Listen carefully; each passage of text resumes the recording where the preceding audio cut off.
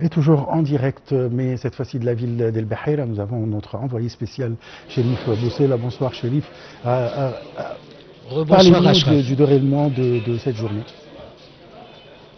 Alors, Ashraf, aujourd'hui c'est le premier jour des élections législatives 2025, comme vous le savez bien sûr, et je suis à Al-Bahira, et plus précisément de la capitale d'Amanhour.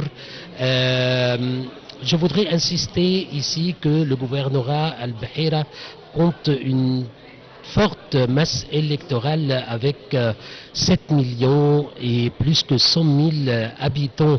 Il s'agit de la cinquième place parmi les peuples, parmi les gouvernorats les plus peuplés en Égypte. Ce qui constitue, comme je l'ai déjà signalé, une très forte masse électorale. Il y en a 4 388 114 électeurs appelés aux urnes et qui sont appelés aux urnes, dont 647 bureaux de vote. Alors, je voudrais bien ajouter que la première journée est passée très bien, du côté de l'organisation, soit la préparation dans les sites retenus pour le scrutin. Tout le monde ici, les autorités, soit le gouvernement, soit les forces de sécurité, n'épargnent aucun effort pour garantir la sécurité et la fluidité du processus électoral.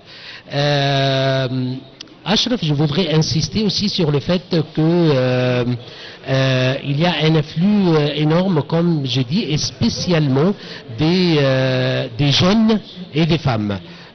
Au début de la journée, il y avait plein de jeunes filles et garçons et jeunes hommes, bien sûr, qui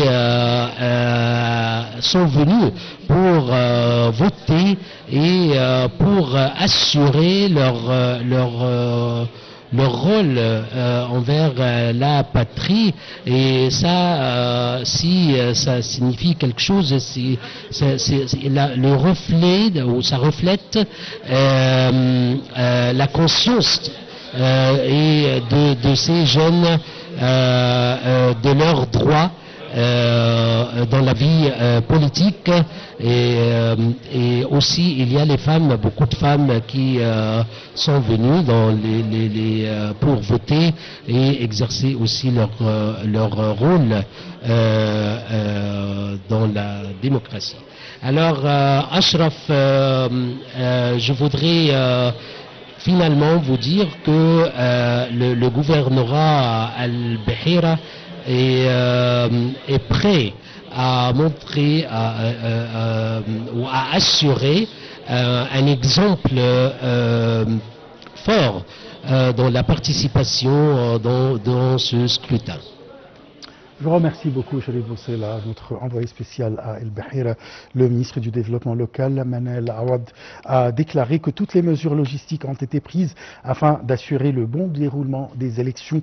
L'annonce officielle des résultats de cette première phase est prévue le 18 novembre.